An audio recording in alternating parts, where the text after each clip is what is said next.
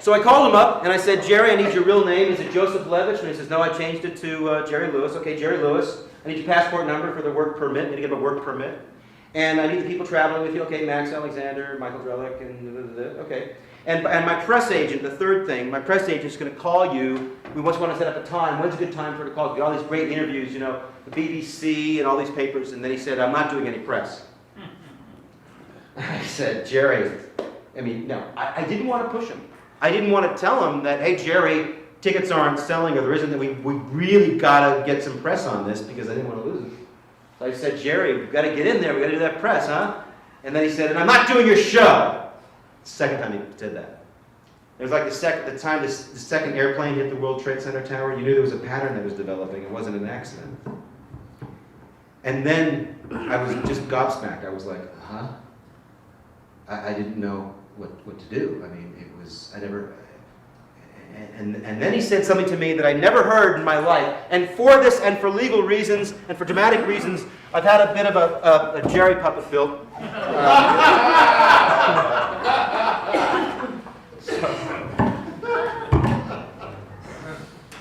Then he said to me, I said, Jerry, I don't understand. And he said something to me I'll never forget. He said, I eat people like you for breakfast. I mean, I'm not the thinnest guy in the world, but I could not think of a fat joke in time. And I didn't understand this. I brought it just for that one line, by the way.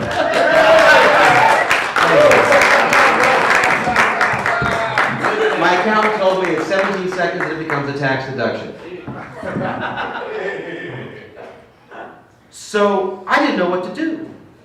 So I remembered that scene in King of Comedy, which I was going to show the clip of, but I kind of like without the clips. And I remember that scene where De Niro's character, Rupert Pupkin, this wannabe comedian, this annoying, crazy comedian that breaks into Jerry Langford, Jerry Lewis's home in Long Island, shows up and has this kind of attitude that he's, going to be on the show, and he reverses the status in the scene where he's giving Jerry a hard time in his own home. Come on, Jerry, you're supposed to have a party here, and Jerry's going to call the police.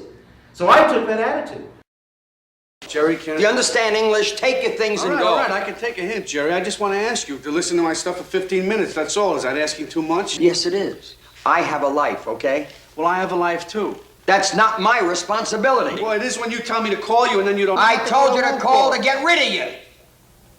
To get rid of me? That's right. Okay. All right, I can take a hint. If I didn't tell you that, we'd still be standing on the steps at my apartment. Yeah, all right, so I made a mistake. So did Hitler. Jerry, I just want to say one more thing, Jerry. I'm glad what you did to me today. You know that? Because now I know I can't rely on anybody. Not you, not anybody. And I shouldn't rely on anybody. Right. You know that? And you want to know something else? I'm going to work 50 times harder. And I'm going to be 50 times more famous than you. Then you're going to have idiots like you playing your life. In my mind, I was Rupert Pupkin. And I said, you know what, Jerry? I don't want you on my show. And then he said, miraculously, what'd I say? And then I hung up on him. And I thought, wow, I just hung up on Jerry Lewis. That's incredible. All right, Gordon. I wanted to come at a Buffy call back today. What'd you do today? I got called back for Buffy and I hung up on Jerry Lewis. Wow. Hey, my career's taken off. Woo, woo. All right, so now I don't know what to do. Now I'm freaking out. I got the London Palladium coming up in less than a month. And I don't have a star. And I got to put the ad in the Time Out. And, starring who, So